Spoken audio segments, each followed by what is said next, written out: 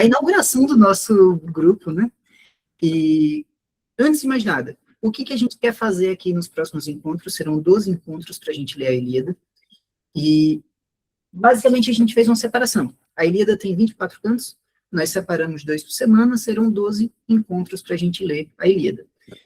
Nós não somos um grupo necessariamente acadêmico, nós indicamos alguns artigos para leitura complementar, indicamos livros para leituras complementares, mas o objetivo do grupo é pessoas de contextos distintos se reúnem aqui para trocar suas experiências. De vez em quando, a gente chama pessoas, professores convidados, que esses sim são os especialistas na área, que vão nos dar o suporte necessário para a correta interpretação da obra em questão. Por enquanto, a Ilíada, quem sabe no futuro, a gente já siga com a Odisseia para acabar o ciclo homérico, né? Então, hoje, aula inaugural, é aula 0, nós ainda não chegamos a ler oficialmente nenhum canto da Ilíada, nós estamos aqui com o professor Rafael Silva, ele é autor do livro O Evangelho de Homero, aquele livro que eu coloquei o link. Inclusive, tem aqui em mãos.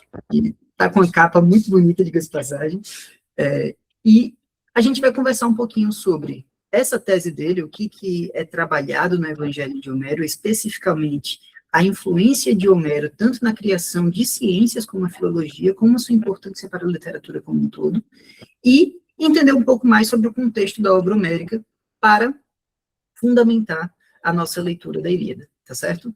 Sem mais delongas, vou passar a palavra para o professor Rafael, fique à vontade, e é isso.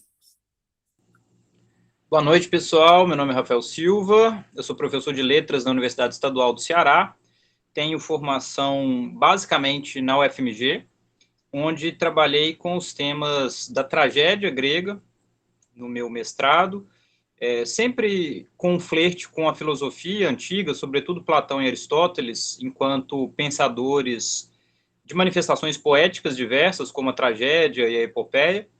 E no meu doutorado eu desenvolvi esse trabalho que o Enzo mostrou aí agora há pouco, intitulado O Evangelho de Homero. Eu mesmo não tenho um exemplar para mostrar, porque eu vendi o meu último aqui para alguém que queria ler, e não tenho um exemplar para mostrar.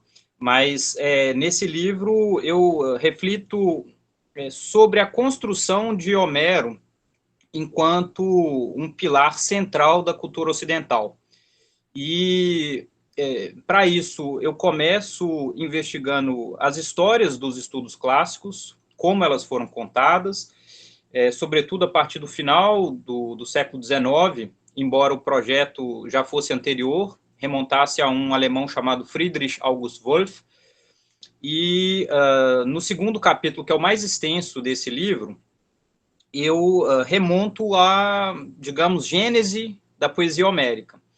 Então, tem os capítulos que eu compartilhei com vocês, do grupo, algumas reflexões sobre a cultura homérica, de onde, digamos, esses versos surgiram, quais eram as práticas sociais da época, as práticas discursivas, como é que um poema que hoje a gente considera ter sido fundamentalmente experimentado numa cultura oral, eventualmente foi colocado por escrito, e outros detalhes desse processo longuíssimo, que culmina no período helenístico, lá na Biblioteca de Alexandria. Então, um período bastante distinto desse em que circulavam oralmente esses poemas, porque é lá que, pela primeira vez, os filólogos começam a organizar esse material por escrito, estudá-lo, eventualmente recusar versos como se não fossem, digamos, da altura de Homero. E essa é a base, digamos, do campo de estudos da antiguidade, que, depois do que os alexandrinos fizeram, basicamente foram refinando métodos, obviamente respondendo a contextos históricos específicos. Então, o advento do cristianismo é só o mais importante desses acontecimentos, mas há muitos outros. E desde então a filologia vem sendo praticada como esse cultivo dos textos antigos, sobretudo da tradição greco-romana. O porquê dessa ênfase depois a gente pode abordar também, né? Por que é que não se estuda com tanta frequência a cultura hebraica dentro dos estudos clássicos, né? Ou os textos do Novo Testamento. Esse é um recorte epistemológico que, em geral, acaba deixando esse tipo de material para teologia. Mas, em todo caso, nessa tese, então, eu reflito sobre o lugar de Homero nessa história até os dias de hoje, e aí, eventualmente, entro em debates mais contemporâneos, como adaptações de Homero para romances, para filmes, essas polêmicas em volta das chamadas guerras culturais, e por aí vai. Né? De fato, é um tema candente, sempre foi um tema candente. A gente pode pegar qualquer época da história, assim, período bizantino, Idade Média, Renascimento. Homero e a poesia homérica nunca foi algo isento de polêmica, sempre teve polêmica. Mas é basicamente isso o meu trabalho, e eu fico disposto aí a conversar com vocês sobre o que vocês quiserem, com a maior alegria. Professor, inicialmente, uma questão que eu acredito que seria ponto inicial dessa questão é justamente o início de Homero, que é aquele que é chamado da questão homérica, né? Que antigamente, pelo que eu entendi nas minhas leituras, a ideia é que era um poeta cego, que era meio que o bardo que contava essa história. E depois de um tempo, essa teoria passou por um processo de desconstrução, não é isso? Inclusive, no seu livro, é mencionado o sacrifício desse Homero em prol de algo que está surgindo. O senhor poderia falar um pouquinho mais sobre como funciona essa questão e quem foi Homero, de acordo com a ciência atual? Posso sim, essa é uma pergunta muito boa para começar essa conversa, porque a formação dessa imagem de Homero como um velho bardo cego, ela certamente remonta ao período arcaico. Por quê? Porque ela tem um fundamento dentro dos próprios poemas homéricos. Quando vocês forem ler a Odisseia, notem como é a representação de Demódoco e, de certa forma, de Fêmeo, que são os dois aedos que aparecem na Odisseia, mas, sobretudo, Demódoco serve de inspiração para essa ideia, então, de um cantador cego, que é divinamente inspirado pela musa, e isso tem uma entrada muito forte, digamos, na cultura grega do período arcaico, a ideia de relacionar essa inspiração à cegueira e à palavra poética. Enfim, os próprios gregos mantiveram essa imagem de Homero. Tá? Então, assim, a gente vai encontrar referências a isso, por exemplo, no hino homérico Apolo, tem lá referência ao velho cego de Quios, na forma como Heródoto às vezes se refere a Homero, e mesmo num texto muito posterior chamado Disputa entre Homero e Hesíodo, essa ideia da cegueira de Homero, ainda que seja uma cegueira posterior, né, mais tardia, aparece porque os gregos desenvolveram um gênero literário chamado Vidas de Poetas, e dentre elas havia várias vidas de Homero, e nelas a gente encontra essa representação do poeta cego. A questão é que os próprios antigos já traziam relatos de que Homero não teria escrito seus poemas. Então, esse velho cego cantava, mas nunca escreveu seus poemas. E aí surgiram várias histórias sobre como é que, eventualmente, esse material foi colocado por escrito. Então, às vezes, associavam o nome de um tirano ateniense chamado Pisístrato como responsável por tentar coletar esse material por escrito. Às vezes, mencionavam os próprios bibliotecários de Alexandria. Mas fato é que os antigos tinham noção que uma cultura oral tinha sido transposta para uma cultura escrita. E isso foi, de certa forma, esquecido na passagem da antiguidade para o Renascimento ao longo do medievo.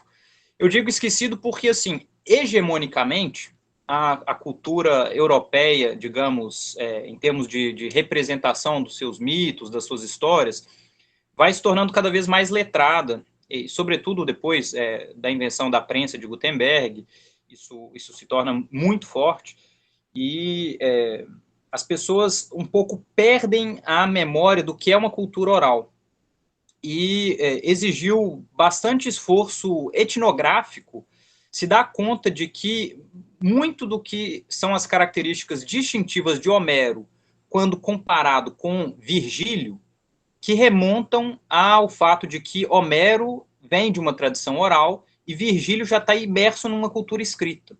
Então, só para citar alguns exemplos, em Homero há muita repetição, em Homero há muita fórmula típica, em Homero há muita cena típica. O que é a cena típica? É a ordem com que dentro de um determinado tipo de cena as ações transcorrem. Então, por exemplo, a hospitalidade é uma possibilidade de cena típica, quando um camarada recebe o outro em casa. Em geral, ele vai receber esse estrangeiro, vai oferecer o de comer, em seguida ele vai oferecer um banho, vai oferecer uma cama para ele dormir, e só no dia seguinte ele vai perguntar quem ele é, qual o nome dele, etc., porque ele está ali, e isso é formulaico, né? Então isso é formular, é estrutural no sentido de que isso se repete em vários tipos de cena. Então a gente tem cena de armamento, cena de batalha, cena de aristeia, que é quando um guerreiro demonstra sua excelência guerreira, e por aí vai. E por que é que Homero, né, a poesia homérica, tem essa característica? Porque no âmbito de uma tradição oral, o cantador, ele sempre improvisa. Ele tem um determinado repertório de mitos, de figuras heróicas, de ações, de enredos, que é mais ou menos compartilhado por vários aedos e por diferentes públicos, mas no momento da performance, cada vez que ele pronuncia, ou que ele conta um determinado evento, aquilo acontece de uma forma única. Ele vai acionar esse repertório de formas diferentes. Então, o esforço de certos etnógrafos do século XX, como Milman Parry, por exemplo, que trabalhou com cantadores iugoslavos, foi o de entrevistar esses cantadores e perceber que eles, quando questionados sobre o que cantavam, eles diziam, não, eu estou cantando exatamente a mesma coisa que eu cantei no ano passado, ou que eu cantei no outro festival. Mas quando a gente tem uma tecnologia de fonógrafo, né, de registrar por escrito, de registrar o áudio disso, e podemos fazer a comparação, a gente vê, não, peraí, tem diferenças. Cada composição é única. Então, o que eles se deram conta é que, bem, eu digo Milman Parry porque ele fez isso de forma mais científica. O Friedrich August Wolff, que eu mencionei agora há pouco, ele já tinha intuído muito disso cerca de um século antes. Então, ele foi, digamos, quem defendeu pela primeira vez que Homero, enquanto um único indivíduo genial, nunca existiu. Ele diz, Homero é o nome que se deu para uma tradição oral de vários cantadores que desenvolveram esse repertório esse que em algum momento foi colocado por escrito. E a tese do Wolff é que quem colocou por escrito e criou a Ilíada tal como nós a temos hoje, e a Odisseia tal como nós a temos hoje, foram os filólogos de Alexandria. E ele diz, olha, não tem demérito nenhum. Grandes conhecedores de língua, grandes estudiosos, e tinham um belíssimo senso poético. Fizeram essas obras maravilhosas, palmas para os filólogos. Ele está pensando, obviamente, no lado dele, né? Está dizendo assim, o que nós fazemos ainda é importante. Mas o que o Milman Parry prova com esse estudo de campo é que, de fato, o que os aedos fizeram foi a criação de um mundo poético ao longo de séculos e séculos e séculos. E aí ele mostra isso de forma, a meu ver, bastante científica, e, assim, às vezes os debates são até muito técnicos, porque ele vai olhar as fórmulas dentro do verso, então tem a questão da duração das sílabas, e tem toda uma teoria sobre a economia, de como funciona a mente de um cantador quando ele precisa improvisar em cima de um determinado enredo. Mas é fascinante para nós que somos brasileiros comparar o que foi a criação homérica, né, nessa chave de uma cultura oral de improviso, com o que é, por exemplo, a produção dos repentistas. Eu, muito jovem, tive contato, né, com repentistas que improvisavam, às vezes, em cima de elementos ali do ambiente. Eu não era careca na época porque eu era criança, mas meu pai já era careca. E aí ele lançava uma poesia assim do nada, né, com talvez 20, 30 versos, ligando a careca do meu pai com a praia, com o que a gente estava comendo. E eu falava, gente, como consegue, né? Com o verso certinho, com rima, tudo casado. é porque eles dominam uma técnica, têm um repertório prévio em mente e basicamente conseguem improvisar sobre qualquer assunto. Isso, inclusive, é um tema, né, dessa poética oral, os desafios de improviso. Mas isso já responde, eu acho, a sua pergunta. Eu me afino ao Woolf, né? Não há um Homero genial. O que há é uma longuíssima tradição que trabalha em cima desse material e que, eventualmente, o formula tal como ele chega para a gente. Perfeito, professor. Só uma complementação a respeito dessa questão. No seu livro, deixa eu pegar aqui minhas anotações para pegar o termo exato, é dito que é como se fosse uma fórmula, né? Esses blocos de construção, como se fosse um Lego que o poeta vai construindo. Isso me lembra, como o senhor falou, os repentistas, que geralmente tem uma estrutura pronta e ele adapta, né?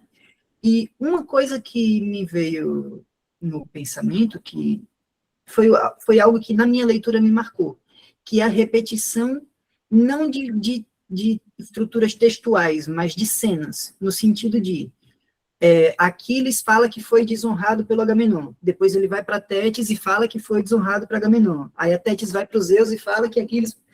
Isso aí também é uma estrutura utilizada para meio que dar um tempo para o poeta pensar, ele repetir uma estrutura que já é marcada? Perfeito. Tanto em termos de produção da poesia entre esse elemento que você menciona, né, então isso é muito comum, a repetição como uma forma de ganhar tempo e ir já pensando no que vai vir na sequência. Mas, ao mesmo tempo, a gente pode pensar que isso tem um aspecto de recepção. Ou seja, como a recepção oral não permite voltar no texto, se você pressupõe que tudo que foi dito foi compreendido pelo seu público, com frequência, muitas pessoas que, por desatenção ou por terem saído, perderam alguma parte, corre risco de elas ficarem sem conseguir seguir a ação se você não repete de tempos em tempos as formulações mais importantes. E aí, veja, isso foi muito repreendido no Renascimento à poesia homérica, porque os renascentistas, sem me alongar demais, mas assim, a Idade Média Europeia, ela basicamente, na parte ocidental da Europa, ela continuou falando latim, que veio se tornar as línguas neolatinas, né? Então, o português, o espanhol, o francês e por aí vai, mas basicamente dominando o latim. O grego caiu praticamente em desconhecimento em toda a parte ocidental da Europa, tirando alguns poucos mosteiros. Bizâncio é uma outra situação, mas na parte ocidental não se falava mais grego. E quando Constantinopla é invadida pelos otomanos, a gente tem uma leva de sábios bizantinos que chegam com manuscritos gregos, dominando, obviamente, a língua grega. Eles ensinam grego em vários lugares da Europa Ocidental, né? Então Florença, sobretudo Península Itálica. E o primeiro choque que os renascentistas têm esse é o grande Homero? É por isso aqui que Virgílio tem toda a deferência que tem? Mas é repetitivo, é chato, é enfadonho, os costumes são bárbaros. Então tem um choque cultural, porque justamente eles tinham perdido a memória do que é uma poética da oralidade.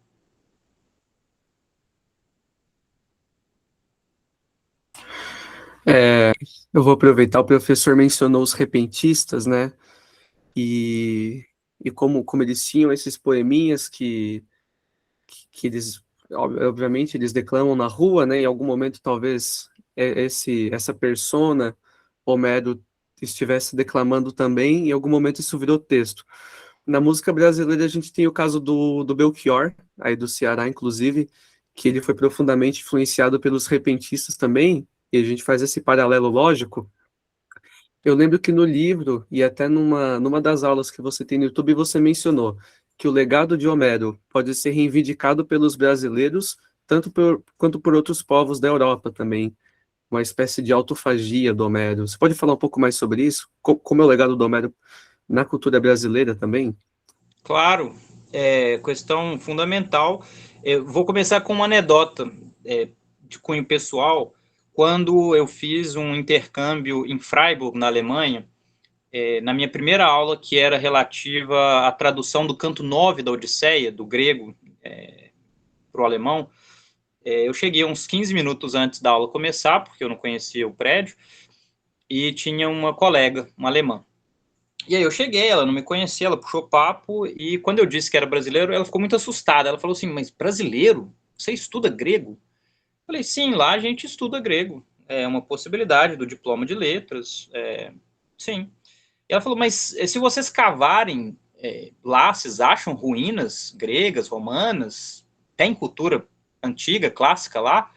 Aí eu ri e falei, não, obviamente não, mas a nossa cultura é de base portuguesa. Óbvio que há inúmeras outras bases importantes, então a gente tem a influência indígena, a gente tem a influência africana, mas uma influência fundamental, tanto é que a língua que nós falamos é o português, bastante transformado, mas é uma língua europeia, e, em última instância, é uma forma do latim ainda. Então, a gente tem na nossa língua sobrevivências, memórias que remontam a Troia, por exemplo. E aí eu disse para ela isso e ela concordou, assim, achou um pouco estranho, mas foi um momento de choque para mim, né? Essa ideia de que se pressupõe que só se pode estudar uma cultura como sua se você tem algum tipo de vínculo, vamos dizer, quase nazista, né? Sangue e terra.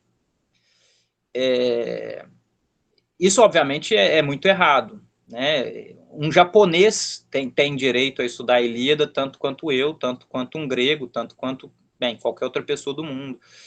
Mas nós, enquanto brasileiros, digamos, estamos em pé de igualdade com os alemães, né? Os alemães eram basicamente bárbaros da perspectiva dos gregos que viviam nesse período. Então, assim, é muito engraçado essa construção, que é uma construção europeia, de que os europeus brancos, ocidentais ali, Alemanha, França, Inglaterra, Itália, Península Ibérica, né, Portugal e Espanha, são os verdadeiros herdeiros dessa cultura.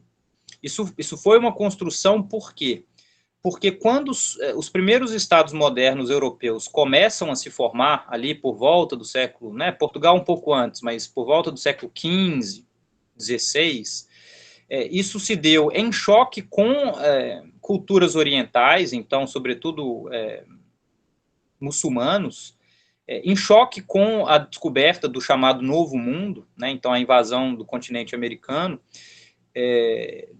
mas surgiu a necessidade de pensar de onde nós, europeus, viemos.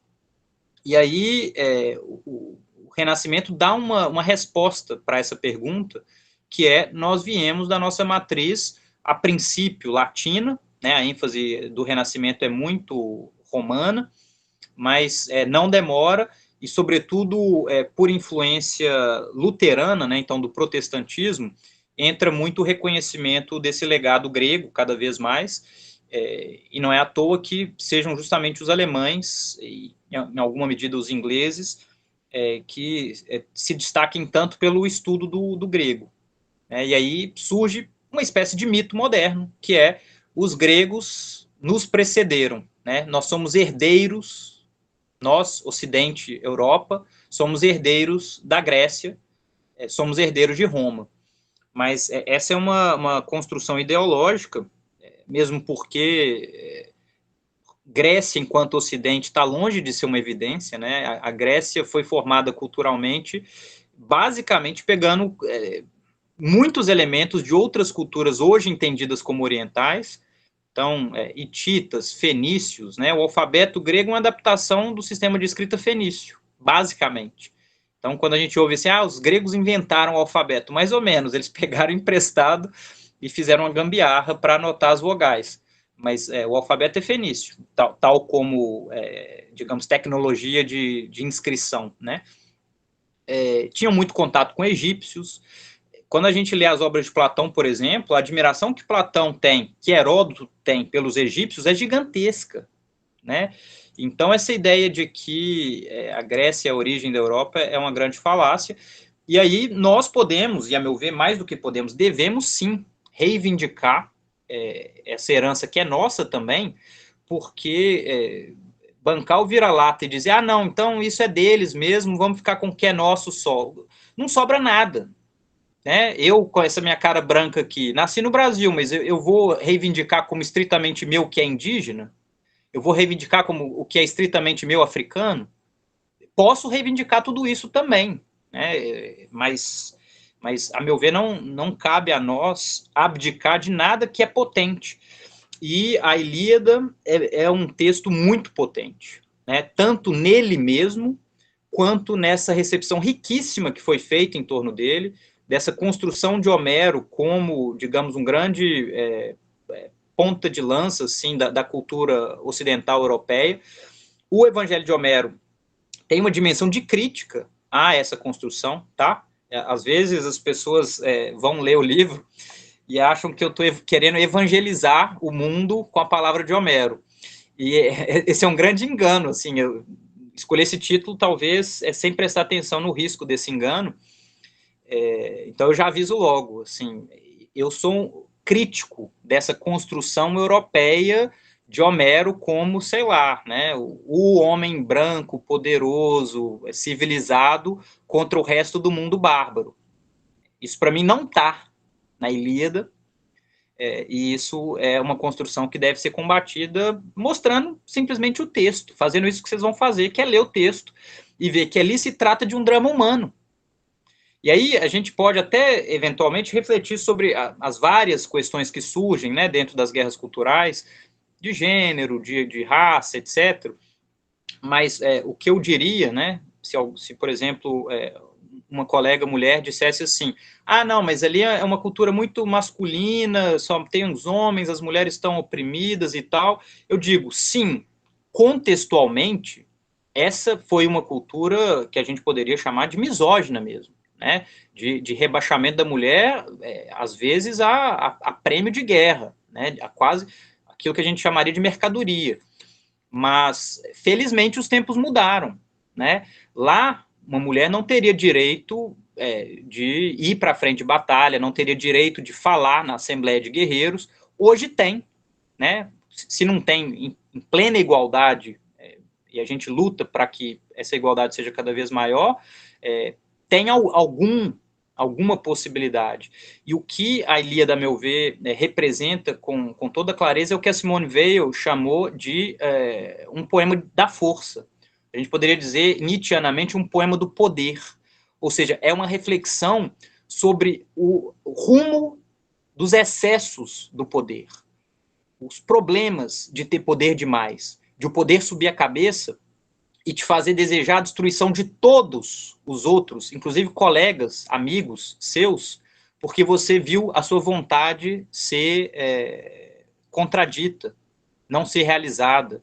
Isso vale para Agamenon, mas isso vale para Aquiles. Então não tem herói. E isso é muito importante de notar, né? Homero, Ilíada, tudo isso faz parte da cultura helênica, da cultura grega. Seria muito fácil a gente dizer assim, não, então os gregos são os mocinhos e os troianos são os malvados, os bandidos. Não, não é Hollywood, né? Não tem esse tipo de simplificação, não tem ninguém certo. Nem Hector, que é aquele com quem a gente mais consegue simpatizar, porque é alguém que está lutando para defender a própria esposa, o próprio filho, a própria pátria, o próprio pai, o próprio reino, mesmo ele tem momentos de desvario, porque isso significa ser humano. E a Ilíada é um poema que reflete sobre a condição humana, que é uma condição que não conhece o seu futuro, mas que sabe que vai morrer. E que se angustia perante isso, tendo que se esforçar para demonstrar valor diante dessa circunstância. E cada um reage de uma forma à circunstância que lhe cabe. Né? É sobre isso, é sobre a moira que cabe a cada um e como nós, ao ler o poema, podemos refletir sobre nossa própria vida com base nisso. Então, assim, se aplica, a meu ver, a homens, a mulheres, a negros, a brancos, a brasileiros, a europeus, a chineses. E é nesse sentido que eu acho que é uma grande obra mesmo. e merece ser lida e antropofagizada por todo mundo. Nem falei tanto sobre a influência na cultura brasileira, mas espero, né, ter dado uns pitacos. Professores, a respeito dessa questão que o senhor falou do texto homérico ser muito universal, me veio uma conexão com um colega filólogo do senhor, o Tolkien, do Senhor dos Anéis. A ideia dele, ao criar a obra, foi criar uma cultura para a Inglaterra, um negócio bem específico e focado lá. Em Homero, o senhor fala que o objetivo do texto é um objetivo pan-helenista, né? E ele está muito abarcado com essa universalidade do texto. Fazendo uma leitura comparada com a obra que o senhor citou, da Simone Weil, ela diz que o personagem principal não é o Aquiles, o grego, não é Héctor, o troiano, é a força. A força sendo lida como aquela energia capaz de coisificar o homem, né? Diga-se de passagem, caso alguém ainda não tenha lido o texto da Simone, eu recomendo demais, ela fala com uma poesia absurda sobre a Ilíada. Como que o senhor acha que esse pan-helenismo, essa universalidade do texto, universalidade, na verdade, foi capaz de colocar Homero no status que ele encontra-se atualmente? Que muitos dizem que ele é a pessoa que fundou boa parte do que a gente conhece como hoje, né? Ele fundou a literatura, que por sua vez fundou a filosofia, que por sua vez fundou isso, aquilo outro. Como que essa escolha deliberada de colocar o texto homérico de um ponto de vista universal e que se aplica em diversos contextos, influenciou o status atual de Homero? Excelente colocação. A dimensão pan-helênica dos poemas homéricos, a gente pode aferir a partir de comparações com outros tipos de poemas que são mais regionalmente localizados. E o que é esse pan-helenismo? É uma espécie de abertura que a gente encontra nesses poemas para as versões de mitos, nomes de deuses, ritos, enredos, que diziam respeito não a uma localidade específica, como Micenas, como Atenas, como Esparta, mas que podiam ser compreendidos por quase qualquer grego. Então, levava em conta a cultura das Cíclades, né, que são aquelas ilhas que ficam no meio do Egeu, da Jônia, que é a parte oriental de povoação grega, onde hoje é a Turquia.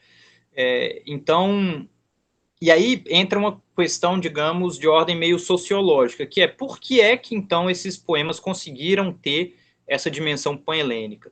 Provavelmente porque esses cantadores, eles viajavam.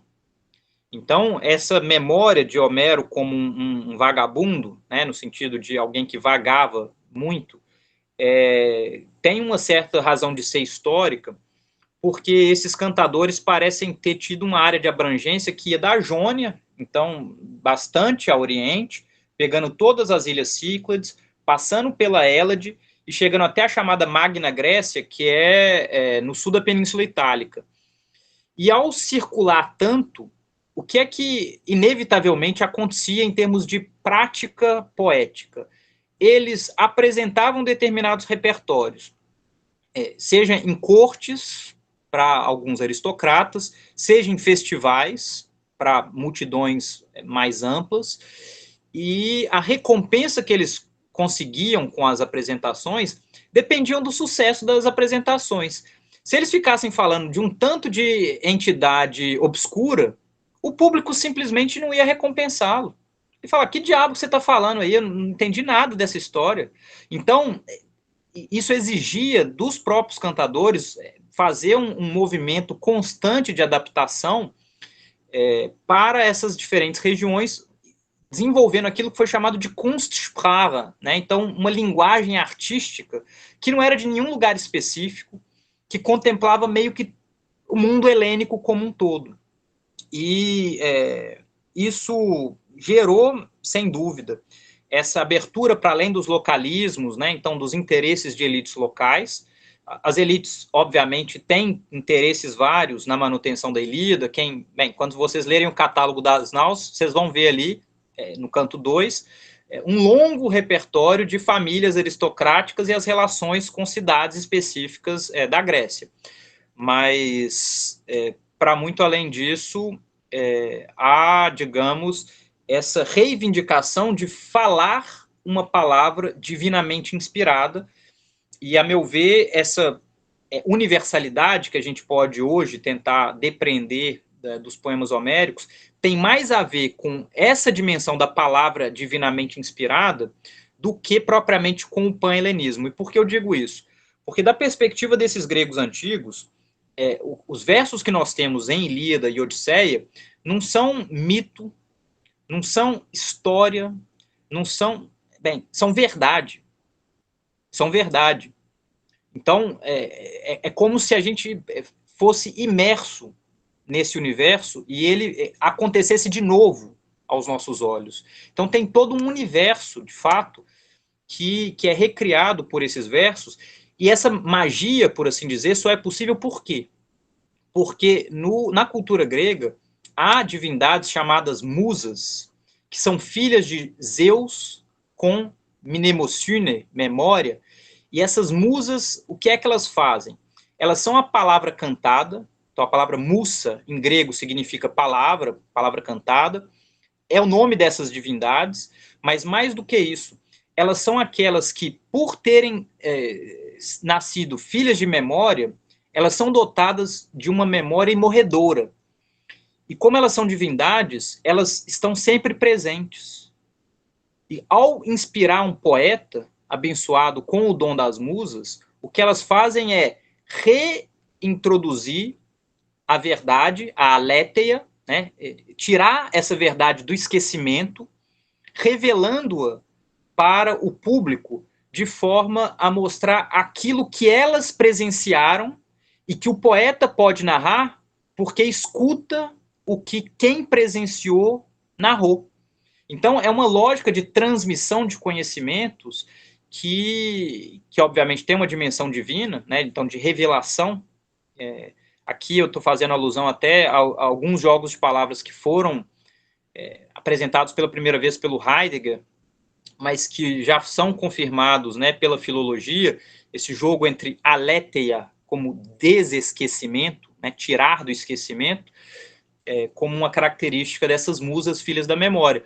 Vocês vão notar, as musas aparecem em momentos estratégicos dos poemas, nos proêmios, no início de catálogos, e essa reivindicação de musa, inspira-me, ela não é gratuita, ela não é um gesto retórico, isso é de fato uma conclamação por parte desse cantador de ter parte com a divindade, para que a divindade mostre a verdade, não para ele, mas para a comunidade. Então ele recria esse mundo, ele apresenta esses valores, e esses valores, como eu disse, não são propaganda.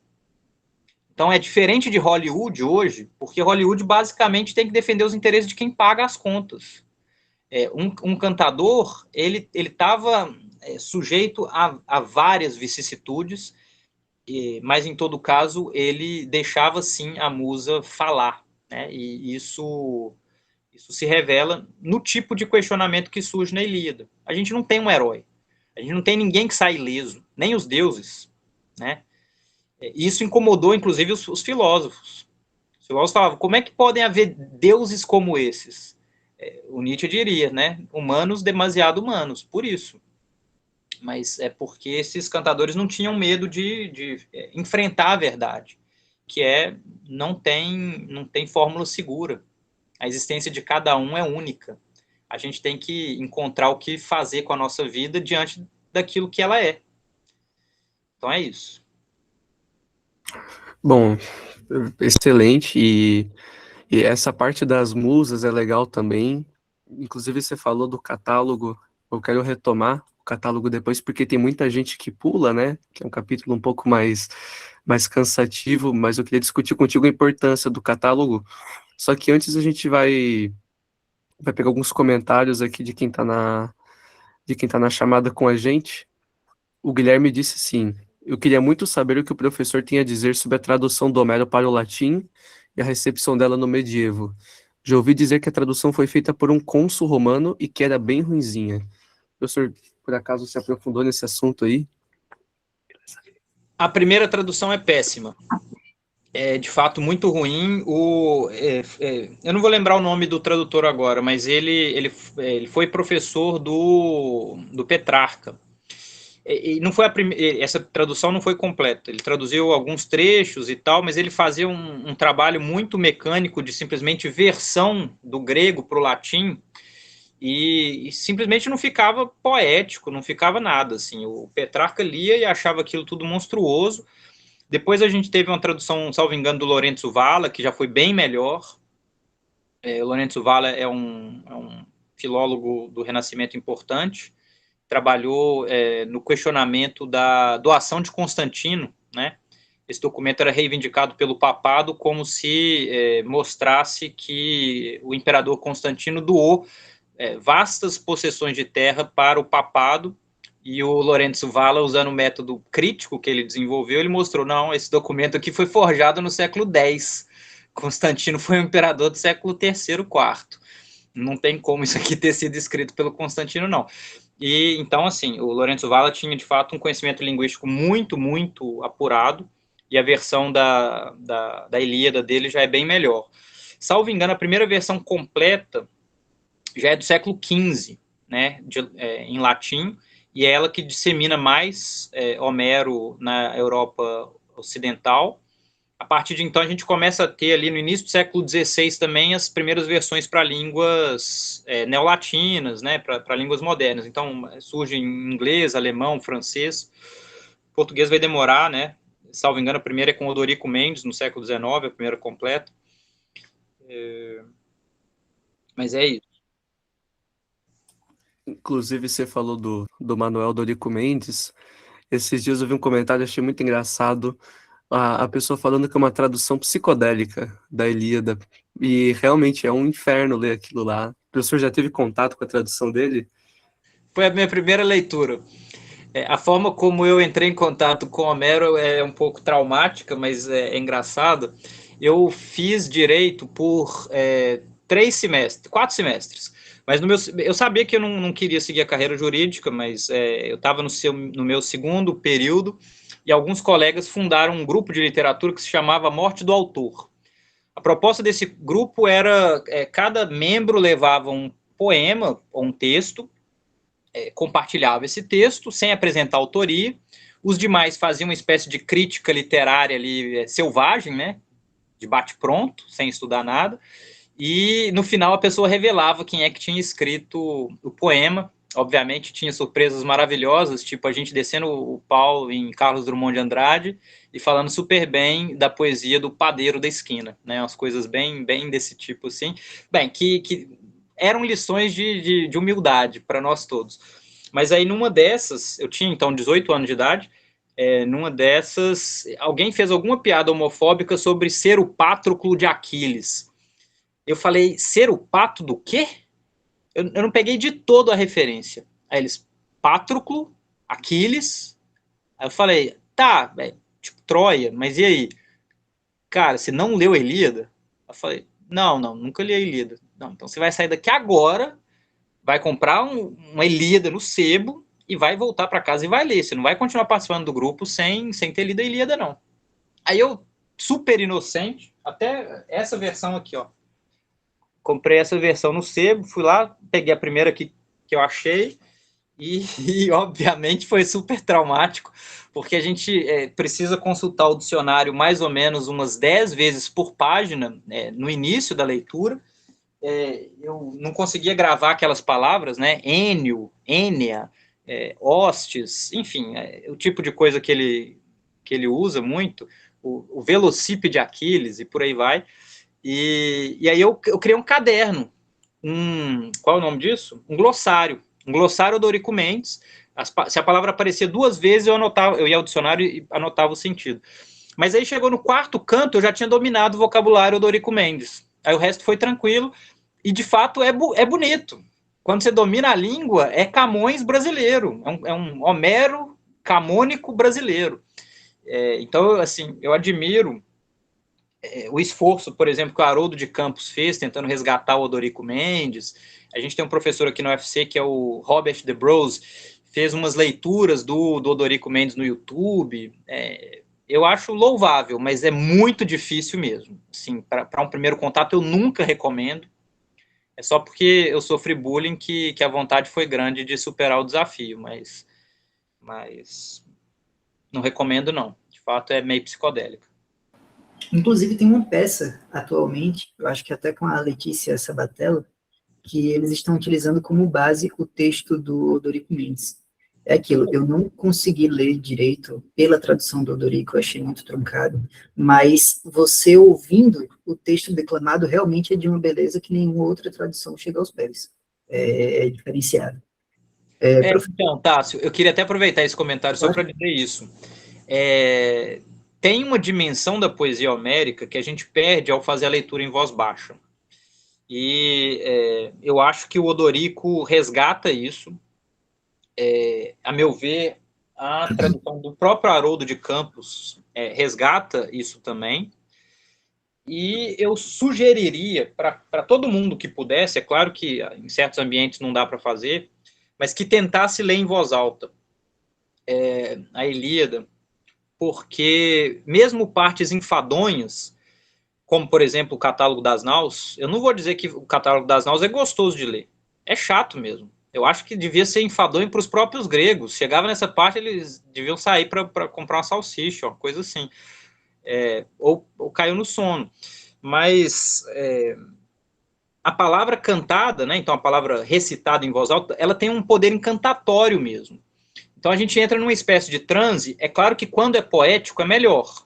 Né? Então por isso que eu falei do Odorico Mendes. Eu acho que a experiência que o Tássio mencionou é muito boa nesse sentido, né? Pensar nessa recitação para um palco moderno. Eles estão tentando resgatar ali uma espécie de sacralidade do texto, porque as pessoas não vão para entender o que está sendo dito. Elas vão quase para fruir como se fosse uma música, né? Como se fosse uma música instrumental, assim, uma performance religiosa. Então, se vocês puderem, tentem fazer isso, porque eu acho que vai incrementar muito a leitura de vocês. O mesmo conselho eu dou para quem vai ler Guimarães Rosa. Guimarães Rosa, lido em voz baixa, é incompreensível. A gente não consegue entender a sintaxe direito, mas lido em voz alta faz todo o sentido, porque é uma prosódia da oralidade. Né?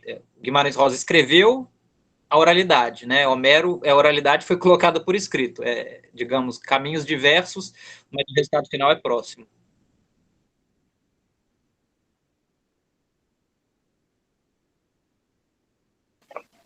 Opa, boa noite a todos, tudo bem? Boa noite. Eu tenho uma história para contar sobre essa peça da Ilíada. Eu fui à peça aqui na Lagoa Rodrigo de Freitas, no Rio de Janeiro, e eu assisti, estava lotada, extremamente lotada, que é raridade para uma coisa desse nível, né? Então, a Letícia Sabatella e o Daniel Dantas, se não me engano, o esposo dela, eles fizeram a peça aqui na Lagoa, e todos os dias lotaram muito. No dia que eu fui, tinha gente em pé, e eles fizeram a peça, todo mundo pasmo, né, com aquela dificuldade do Odorico Mendes. E depois eu contei para uma amiga minha médica com o marido, falei empolgadamente sobre a peça. Aí ela achou a ideia legal, foi lá ver. Aí ela falou: Carlos, onde que você me mandou? Eu falei: te mandei para ver as melhores peças que eu já vi na minha vida. Ela: o meu marido não estava aguentando. Quando foi acho que cantava era o canto primeiro e o 12º. O meu marido quis ir embora, saímos no meio da peça. Ele ficou revoltado, que ele não entendeu absolutamente nada. Eu falei: mas o negócio é pra você curtir a beleza, né? Curtir a mecânica do negócio, né? A estética, ver como aquilo é bonito sendo cantado. E na peça eles fazem sotaques. Por exemplo, se eu não me engano, o Poseidon tem sotaque mineiro, o sulista, talvez do Rio Grande do Sul. Então eles vão fazendo sotaques. O Agamenon aparece comendo uma costinha de galinha enquanto fala, como se fosse aquele rei gordo, soberbo. Então, aí ela foi expurgada. Nordestino também. Sim, eu acho que também tem algum personagem com sotaque nordestino, não sei se o Ares, que é o tipo Cabra da Peste, alguma coisa nesse sentido. Ela foi expurgada da peça, né, porque ela e o marido não aguentaram a leiguice, né, dos termos. Mas aí eu acho que entra justamente uma estética quase pós-moderna, né, desse teatro, que não é para todo mundo mesmo. Você tem que digamos, estar disposto a não entender. quem vai para uma peça, sei lá, do Beckett, achando que vai para entender o enredo, como se fosse uma peça, né, burguesa do final do 19, realista, se frustra. Mesma coisa, eu imagino. Eu não tive o privilégio de assistir a essas performances da Ilíada do Odorico, mas tem que ir, como você disse, né, para fruir um espetáculo religioso musical, um negócio assim, de sair de si, não ficar preso a tentar entender nada não, porque senão fica frustrante mesmo. E eles fazem aquelas interpretações bem teatrais, se mexendo muito, sabe? É realmente uma experiência quase de transe. Eles estão publicando os cantos no YouTube, se eu não me engano. Então, quem quiser dar uma olhadinha, está disponível lá. É só acessar. Eu não me lembro o nome da peça, mas se você colocar lá, interpretação, Letícia Sabatella, Ilíada, vai aparecer com certeza. Professor, só para a gente não acabar esquecendo, a Loiane Cabral fez uma pergunta aqui que eu achei interessante. Poderíamos falar mais sobre como os textos de Homero eram como a Bíblia em seu tempo e como era usado para a educação. Fazendo uma ponte também com essa pergunta dela, eu até separei aqui esse trecho para comentar. Eu estou lendo o livro de História da Filosofia do Giovanni Reale, e logo no capítulo 1 ele fala que a Grécia foi influenciada por duas religiões simultâneas. Uma pública, que era baseada nos textos tanto de Hesíodo quanto de Homero, e uma meio mais secreta, mais como se fosse uma ordem iniciática, quase, que seria o orfismo. Uma dúvida que eu fiquei realmente ao ler essa passagem isso era interpretado como uma religião mesmo, no sentido de que o texto de Homero era, vamos dizer assim, com perdão do anacronismo, sacro, ou era uma interpretação meio que baseada na religião, ou o texto homérico era a religião? Não sei se eu consegui ser clara na minha dúvida, mas conseguiu. Eu diria que o conceito de religião com que a gente trabalha hoje, e quando eu digo hoje é depois do cristianismo, é muito diferente da realidade de contato com o divino que existia antes. Por que eu digo isso? Porque o cristianismo, e obviamente assim, o judaísmo tem parte com isso, né? Promove uma ideia de transcendência da divindade, né? E o que isso quer dizer? É como se a divindade estivesse fundamentada num outro plano. Tudo que está aqui né, consequência, sei lá, né, da vontade de Deus, mas há uma transcendência. A perspectiva grega e mesmo romana desses fenômenos, digamos, que nos rodeiam, era a de que os deuses estavam em tudo. Então, eu sempre gosto de dar esse exemplo.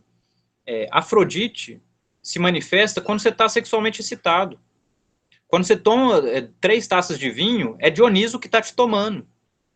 Quando cai um raio e uma árvore cai e um prédio pega fogo, é Zeus se manifestando. Então, não cabe muito a questão, né, de perguntar se os deuses existem ou não no âmbito da cultura grega.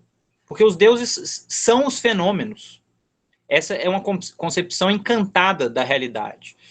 E então, assim, os poemas homéricos, como os hesiódicos, mas aí a gente poderia colocar todos os outros poetas do período arcaico. Safo, Solon, Alckmin, Píndaro, e por aí vai. São fundamentalmente atravessados por essa experiência de mundo encantada. Mas daí a dizer que Ilíada e Odisseia eram bíblias, vão alguns saltos. O primeiro é essa ideia de sacralidade, no sentido de não poder haver, digamos, contradições, né, versões alternativas, ter que haver ali uma espécie de versão oficial. Isso nunca foi a realidade da cultura helênica. Nunca. Porque basta ler 2 ou 3 poetas diferentes, que você vai ver muitas diferenças na caracterização dos deuses, dos mesmos deuses, muitas diferenças, às vezes, na caracterização de figuras heróicas, das mesmas figuras heróicas. Então, essa pluralidade de cidades-estado, né, de poleis gregas, permitiam um grau de variação mesmo nessas representações que fazia com que mesmo um repertório como Ilíada não seja inteiramente coeso, né?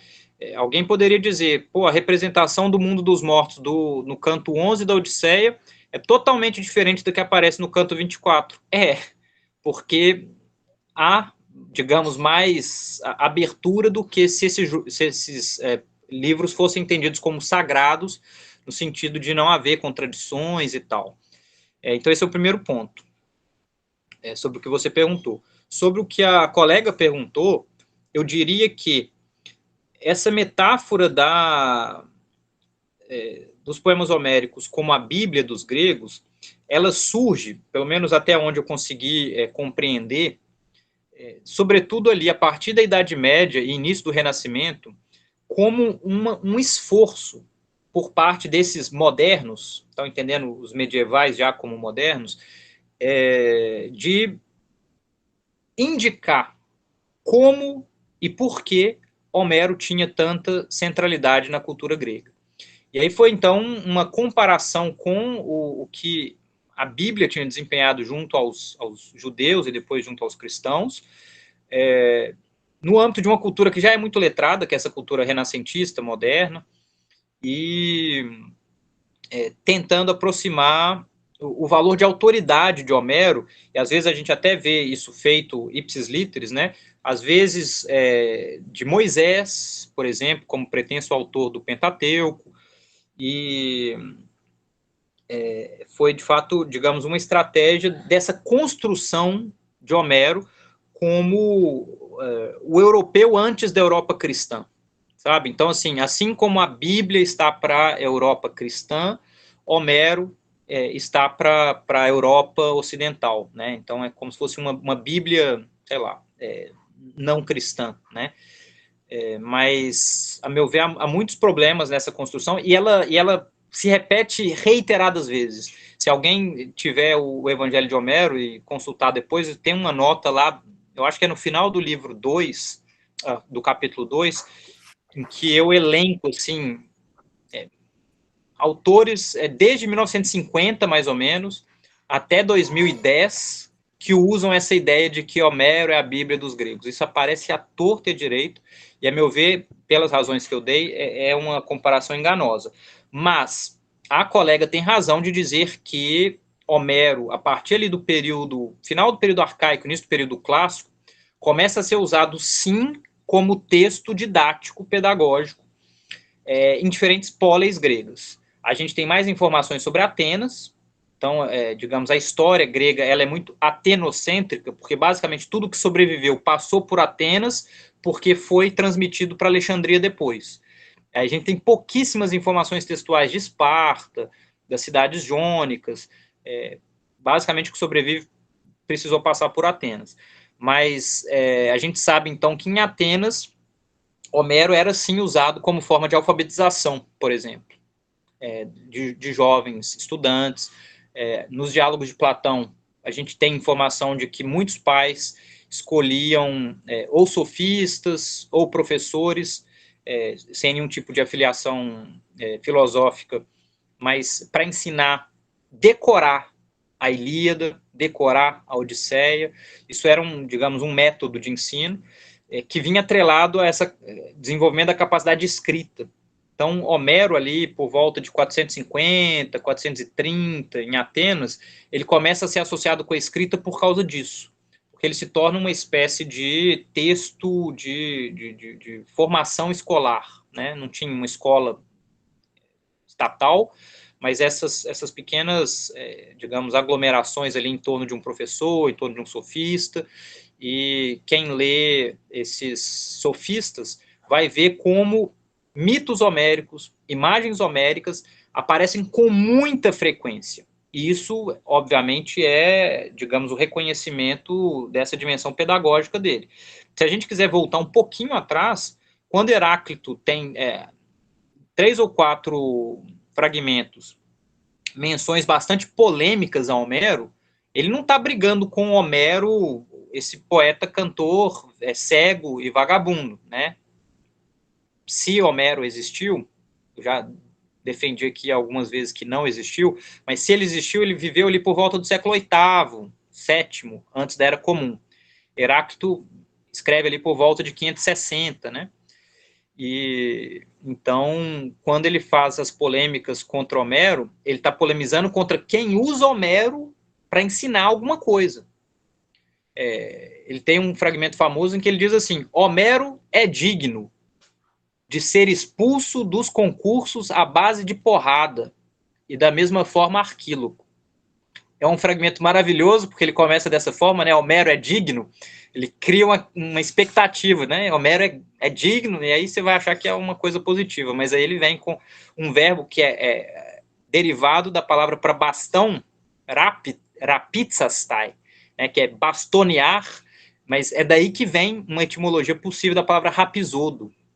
Então, provavelmente, o Heráclito está polemizando nesse fragmento contra a prática dos rapisodos que repetem Homero como uma forma de entretenimento popular e que é reivindicado como uma dimensão de educação também.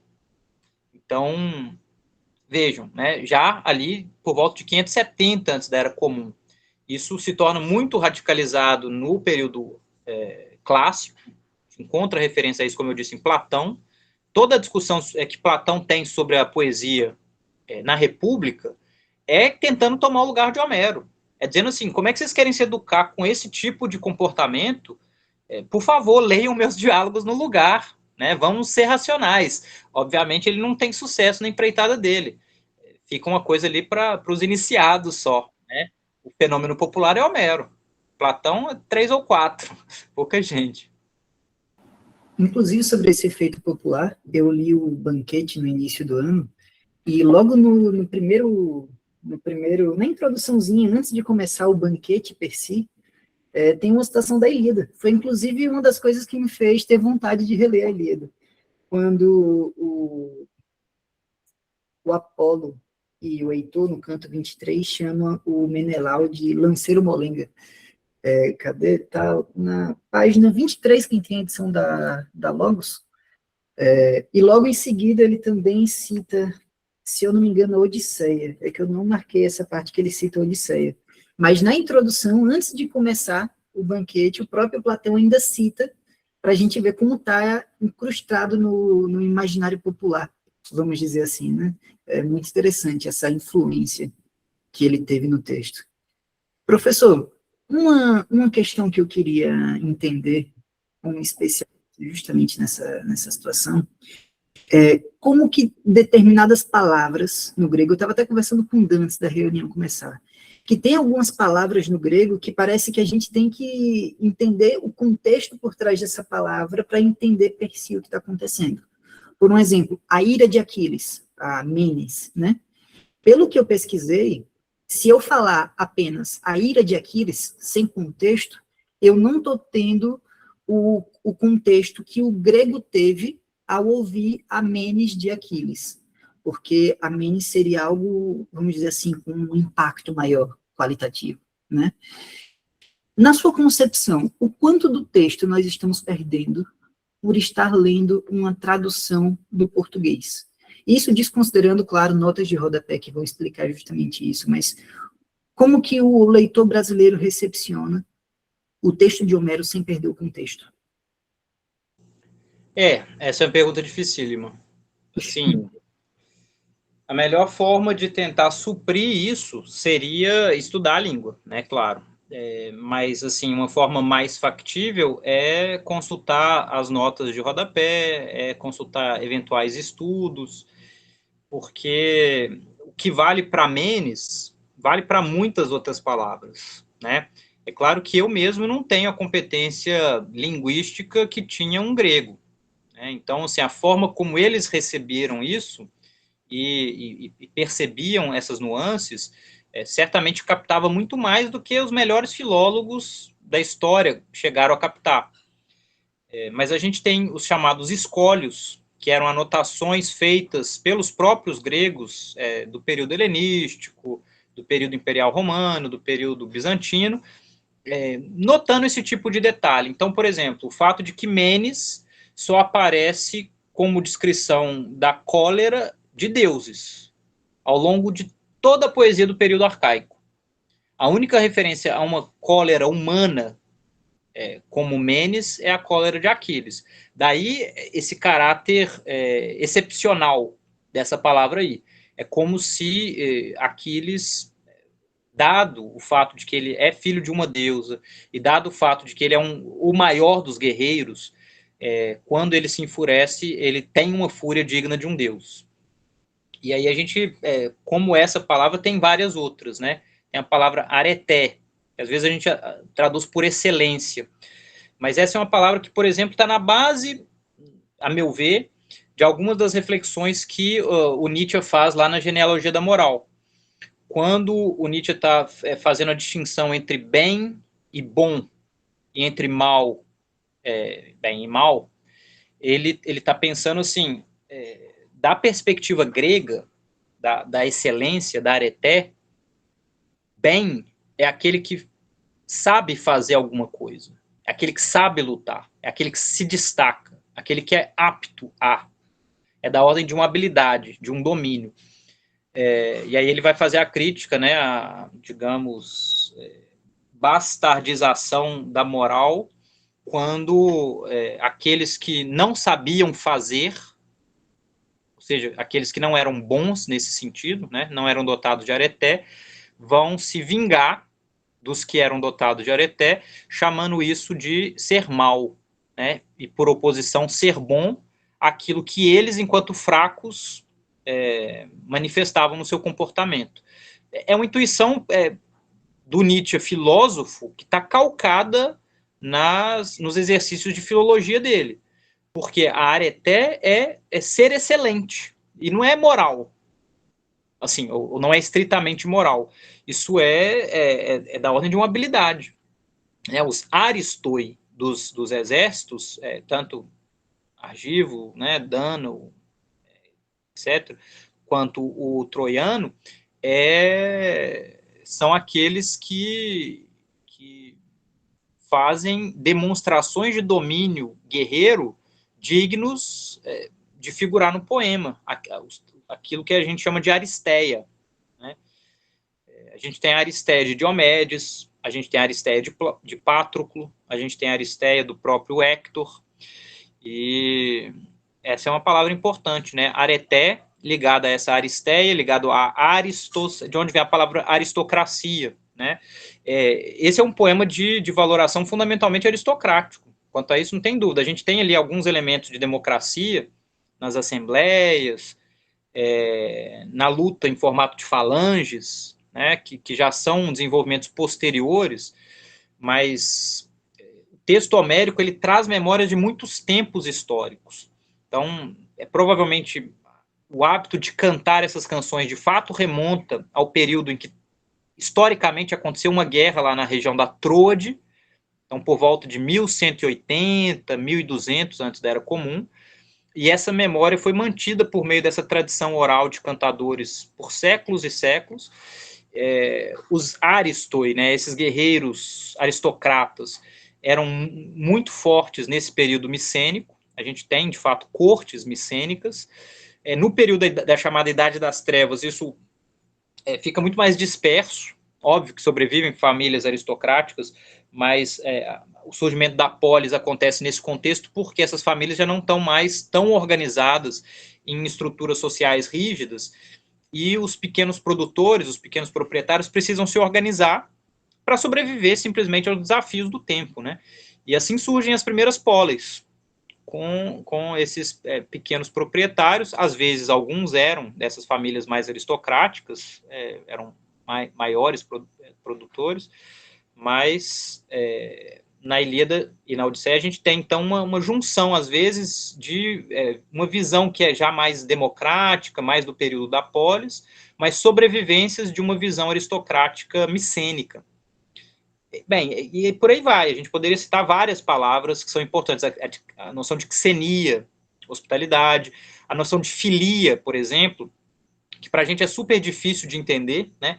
Filia a gente traduz por amor, mas não é um amor sexual, erótico, pode ser a relação de parentesco, tá? Entre filho e mãe, filho e pai, entre irmãos, entre pessoas que já foram recebidas numa relação de hospitalidade com o outro, elas se tornam filoi, pessoas queridas entre si, e isso explica, a meu ver, tá? Esse sentimento de filia, a reação hiperbólica de Aquiles.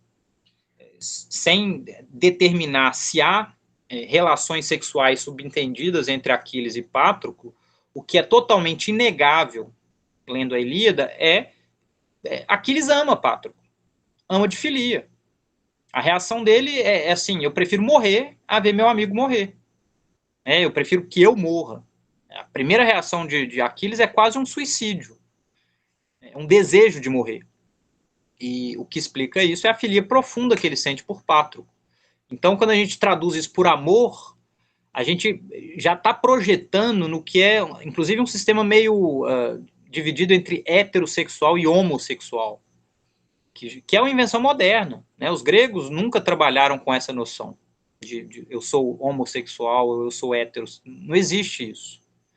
É por isso que discutir se a Pátroclo e Aquiles transam na Ilíada, a meu ver, não faz muito sentido. Porque a filia deles existe.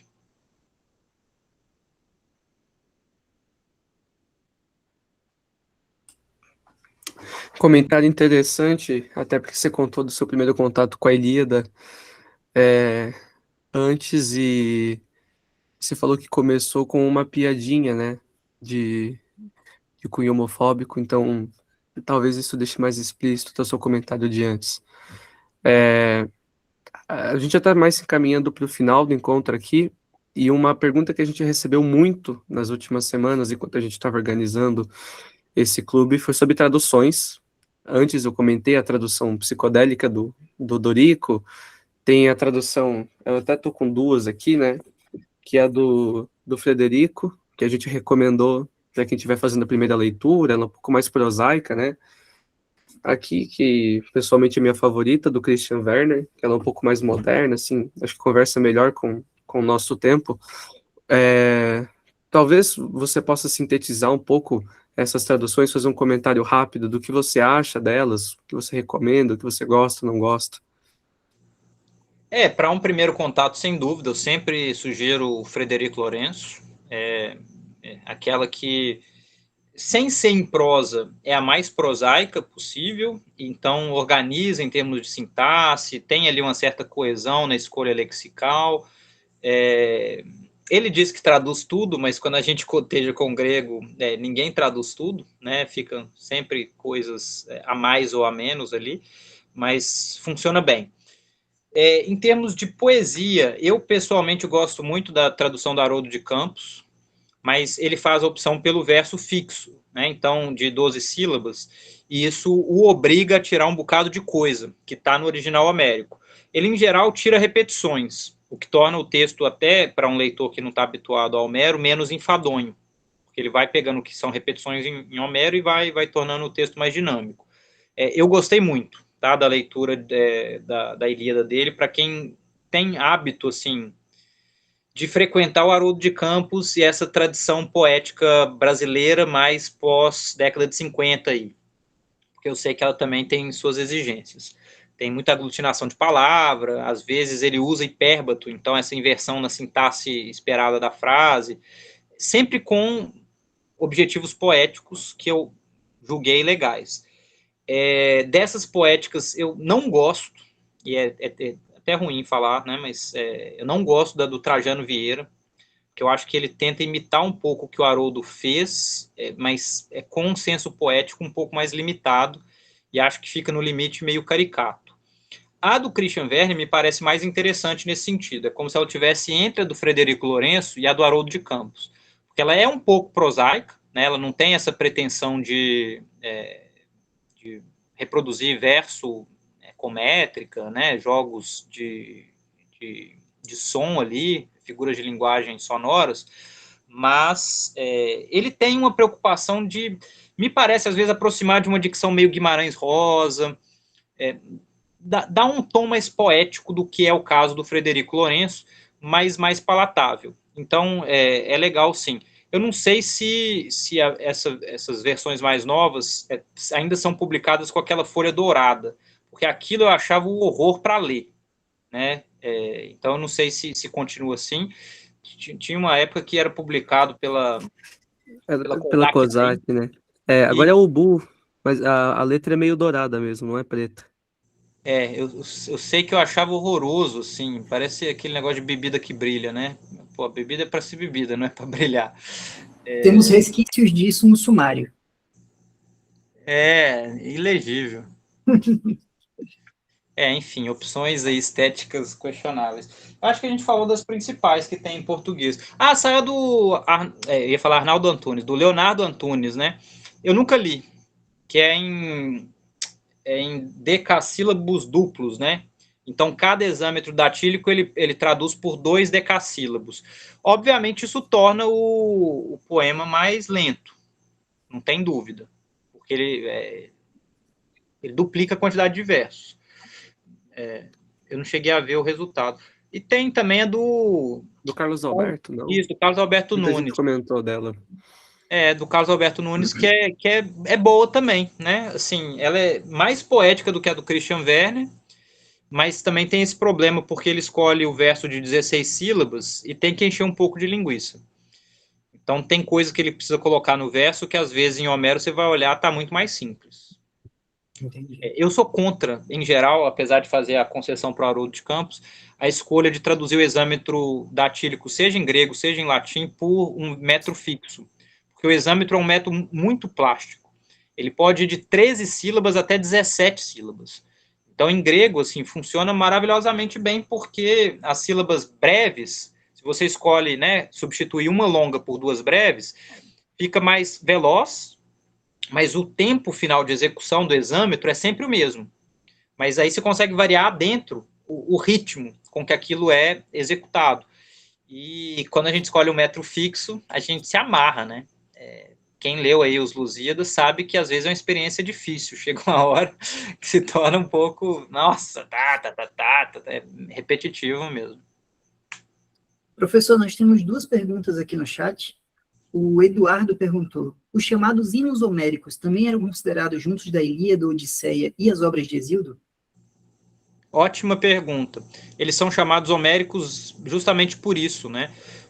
O período arcaico parece ter lidado com esse nome de Homero como uma espécie de criador mítico. Aqui se atribuía basicamente tudo que vinha de que lidava com um determinado tema, vindo de uma determinada região da Grécia. Isso parece ter relação com as ilhas Cíclades, um pouco com Atenas, mas em todo caso, os hinos homéricos, na forma como eu interpreto, seguindo o que diz o Gregory Nagy, eram proêmios pronunciados em certos festivais, provavelmente como propiciação ao deus ali festejado, na abertura do que seriam as canções posteriores. Então, por exemplo, a gente tem o hino homérico a Apolo. Ele é dividido em 2 partes. O primeiro é dedicado ao Apolo de Delos, a cidade a ilha nas Cíclades, e o segundo ao Apolo Pítio, lá de Delfos. É bem provável que esse hino fosse entoado num festival que acontecia ou em Delos, né, ou em Delfos. A mesma coisa vale para os demais.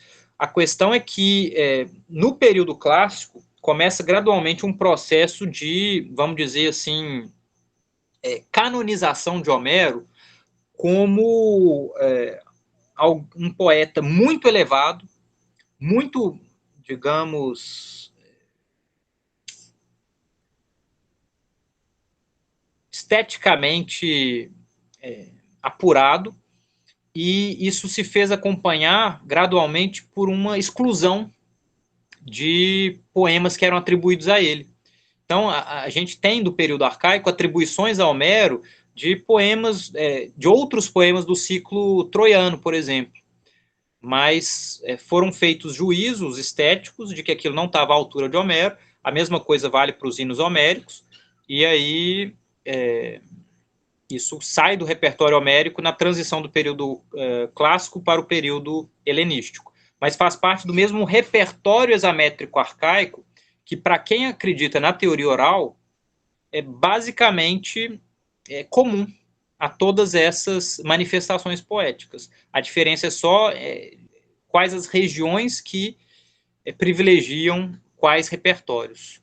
Mas eu colocaria lado a lado, né? Hesíodo, Ilíada, Odisseia, hinos homéricos. Perfeito. Inclusive, eu vi um vídeo no seu canal no YouTube falando sobre aquela questão do Hesíodo versus o Homero. Eu não me lembro o contexto, mas foi após uma guerra que teve, enfim, essa situação que teve. E é interessante como, atualmente, a imagem de Homero é a que perdurou. E Hesíodo é meio que visto como um autor secundário na literatura grega, né? Só para a gente não esquecer, porque a gente ainda tem uns comentáriozinhos aqui, a professora de latim, Paula Senísio, disse que é por isso que ela começou a me coçar para estudar grego antigo há uns 8 anos atrás, e está nessa até hoje. O Gabriel Moraes fez uma pergunta falando que essa relação de Homero e Platão me lembrou a recepção de ambos na obra de Nietzsche, enquanto filólogo e filósofo. Lembro-me de uma citação do professor sobre uma tese de doutorado, Nietzsche and Homer. Eu não sei pronunciar isso, porque eu acho que está em latim, ou está em alemão. Poderia aprofundar mais essa questão? Essa foi a pergunta que o Gabriel fez. A pergunta é muito boa. Nietzsche foi filólogo durante boa parte da vida dele. Assume a cátedra de filologia clássica aos 24 anos de idade, lá na Basileia, e atua por 10 anos. Né? Então, até os 34 anos de idade, ele atua como professor de grego, latim e textos, sobretudo gregos, com que ele mais trabalhava. Trabalhou com latim também. E se dedicou muito, durante esses 10 anos, tanto a Homero quanto a Platão. Platão se torna, para o pensamento do Nietzsche posterior, né, ele vive aí mais uns 10 anos produzindo ainda, né, na vida lúcida, de fato, um dos seus alvos preferenciais, porque ele está questionando, digamos, os efeitos do platonismo sobre a metafísica ocidental, acusando Platão de ser o responsável por essa dicotomia entre, por exemplo, espírito e corpo, né, entre inteligível e sensível, e por aí vai, fazendo com que nós, herdeiros dessa tradição filosófica, perdêssemos contato com aquilo que, da perspectiva do Nietzsche, é o mais importante, que é o corpo, que é a vida, que é o aqui e agora, né, em vista de um além. E aí ele relaciona, digamos, essa influência do platonismo no cristianismo. Ele diz isso, né? O cristianismo é uma forma de platonismo para a plebe, para o povo. E aí, digamos, as invectivas dele contra Paulo, que Nietzsche, curiosamente, né? Às vezes a gente não se dá conta disso, mas Nietzsche era um profundo admirador de Cristo. O problema dele maior era com Paulo. Era com a instituição religiosa cristã. Cristo, para ele, era uma figura admirável, assim, várias vezes tem elogios a ele, mas Paulo não, e Platão também não, né? Platão, ele tem diferenças com Platão da mesma natureza que ele tem contra Paulo, mas, curiosamente, ele admirava muito Sócrates. Então, a mesma admiração que ele tem por Jesus, ele tem por Sócrates. As críticas dele eram mais aos que instituem religiões, os que instituem filosofias, né? Então, a Platão e Paulo. Homero foi um amor de juventude. A primeira preleção que ele fez como professor de filologia se chamava A Personalidade de Homero.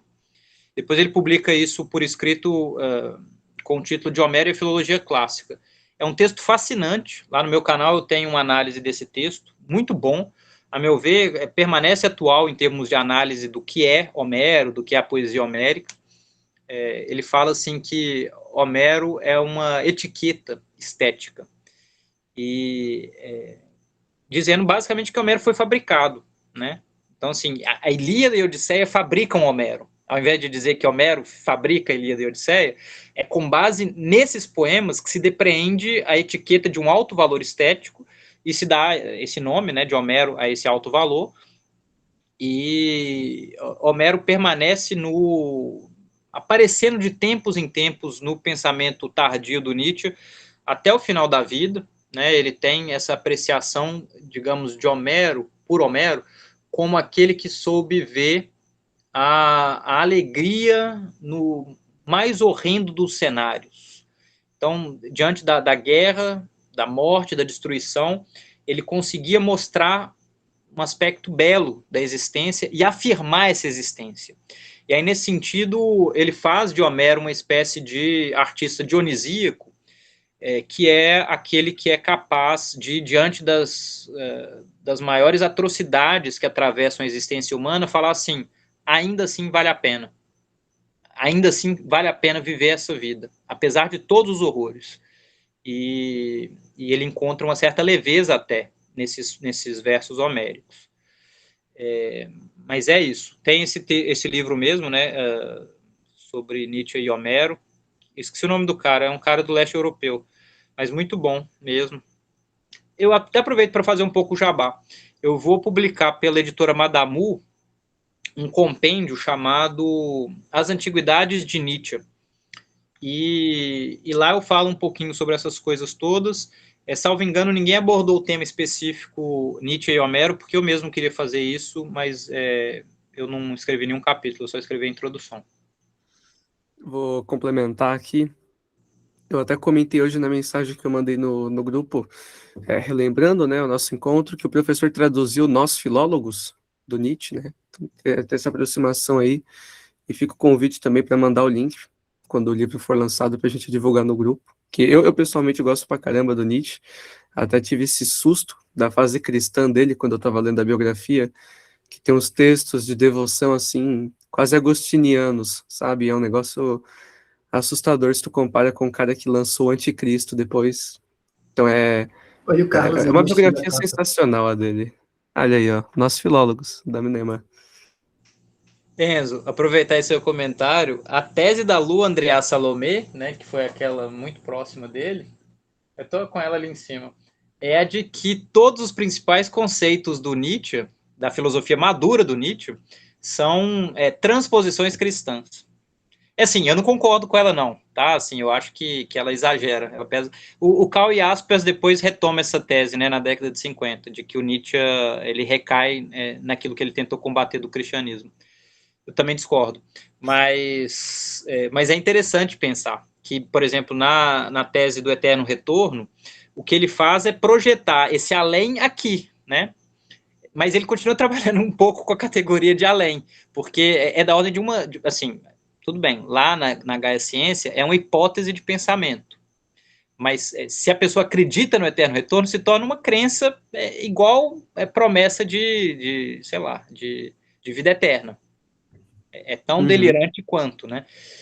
Eu acho que a acusação vai um pouco por aí. Mas você tem razão, é chocante quando a gente parte do Nietzsche dinamite, né? E vai ver a biografia. Era alguém muito certinho. Eu até botei no chat, eu tava lendo a biografia da Supridor, inclusive o nome é Eu Sou Dinamite, né? E essa fase dele criança, né? Do pai ser um pároco também. Quando tu começa a ver, porra, a família dele todinha era louca, ele ficou louco no final também. Tem muitos detalhes assim, da biografia dele que fazem a gente entender melhor a obra posterior. É um baita autor, na minha opinião. A primeira inscrição dele foi na teologia, né? Ele começa cursando teologia, aí eu acho que no final do primeiro semestre ele manda uma carta para a mãe e fala: mãe, não vou aguentar ficar aqui mais não, valeu, vou mudar de curso. Ele é muito bom. Professor, o Jodi perguntou qual foi a indicação do professor para a tradução em poema que mais gosta, só para a gente reiterar esse ponto. A minha, assim, a que eu prefiro é do Haroldo de Campos, essa aqui. Perfeito. Eu acho ela muito bonita. E para a gente concluir, eu queria que o senhor deixasse um conselho para quem está começando a ler a poesia homérica, em especial a Ilíada, sobre o contexto principal que próximo sábado nós estaremos aqui discutindo o canto 1 e o canto 2. Qual seria o conselho que o senhor daria para 33 iniciantes que estão aqui nessa reunião, querendo se aprofundar um pouco mais no texto de Homero? Seja leitura complementar, seja alguma postura ao ler os textos, enfim. Eu diria que assim, como eu já disse, ler em voz alta é um conselho interessante, porque há partes que vão ser enfadonhas mesmo e que é melhor ler. Assim, ler no sentido de seguir um certo ritmo, sem ficar parando demais, porque algo que tira muito o prazer da leitura é isso de ficar tentando entender tudo. É importante entender para onde está indo. Então, assim, se passaram alguns versos e não está entendendo nada, aí realmente convém dar uma parada e pesquisar um pouco sobre o tema e tal. Às vezes, uma figura que não está muito familiarizado, vale a pena. Mas se você estiver entendendo, só não conhece aquele figura, quem é Diomedes? Tá? Sabe, vai seguindo. Para os gregos antigos, essas figuras são como Jesus Cristo é para a gente, é um dado cultural. Eles não precisavam ficar refletindo longamente, eram histórias compartilhadas assim, de berço. Então, eles não tinham dúvida sobre quem era Diomedes, Aquiles, Odisseu e por aí vai. Tudo isso já estava dado. Então, para a gente é mais difícil. E aí, a meu ver, tira muito o prazer de fruição da leitura, ficar parando o tempo inteiro para consultar nota, ou para a internet, consultar quem é cada um.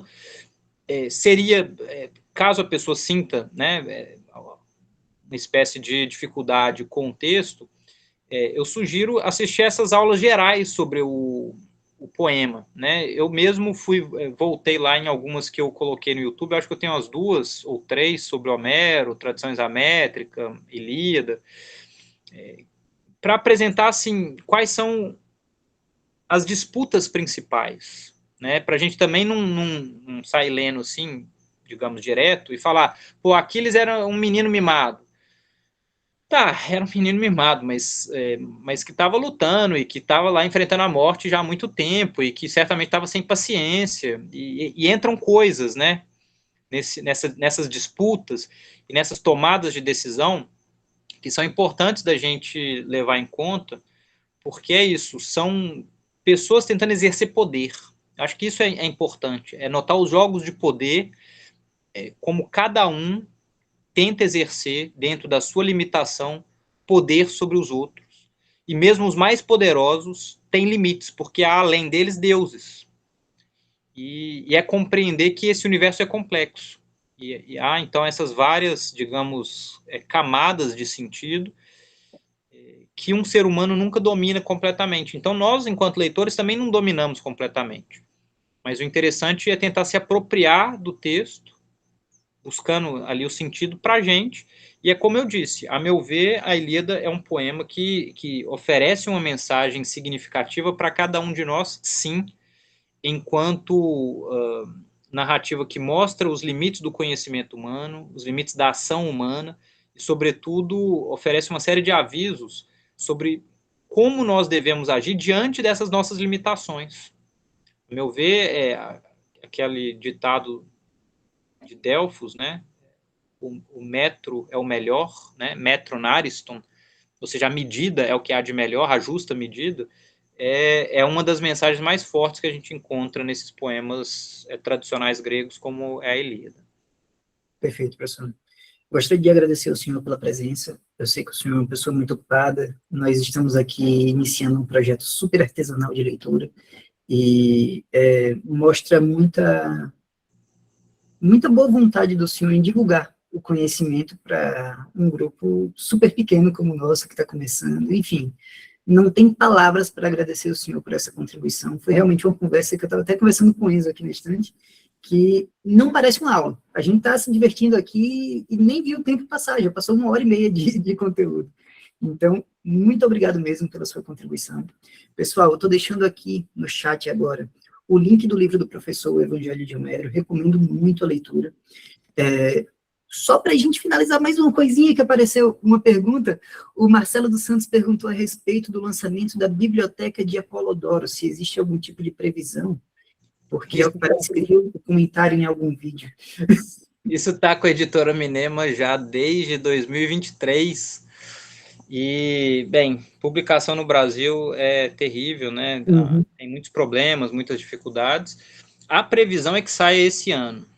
Perfeito. Porque, assim, eles, no início do ano, encrencaram um pouco com as notas, Eles disseram que tinha muita nota colada com as notas do Freise, estavam com medo de processo.